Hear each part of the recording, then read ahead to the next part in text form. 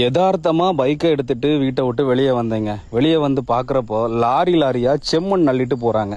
கனிம வளம் எங்கடா அள்ளிட்டு போறீங்க அப்படின்னு கேட்குறப்போ நம்மளையே மிரட்ட வர்றாங்க. எல்லாம் இந்த கவுன்சிலர் மூலமாக தான் நடக்குது, கவுன்சிலர் எல்லாருக்குமே எல்லாம் பண்ணிட்டாரு அப்படின்னு சொல்றாங்க. அப்படியா அப்படின்னு நம்ம ஆர்ஐ விஏஓக்கெல்லாம் கால் பண்ணி கேட்குறப்போ அப்படியே நம்ம பேசுறத ஆர்ஐயா இருக்கட்டும் விஏஓ இருக்கட்டும் அப்படியே நம்ம கவுன்சிலர்கிட்ட சொல்லிடுறாங்க. இது எங்க இருக்கு அப்படின்னா நம்ம நாகர்கோயிலில் 45வது வார்டு தாங்க. இது தாராவிளை லொக்கேஷன்ல இந்த இடம், இந்த இன்சிடென்ட் நடந்துட்டு இருக்குது. நம்ம ஜேசிபி காரங்களை பிடிச்சி எதுக்குங்க இப்படி பெர்மிஷன் இல்லாமல் செம்மண்ணெல்லாம் ஏற்றி விடுறீங்க அப்படின்னு கேட்டால் நம்ம கிட்டேயே அடிக்க வர்றாங்கங்க.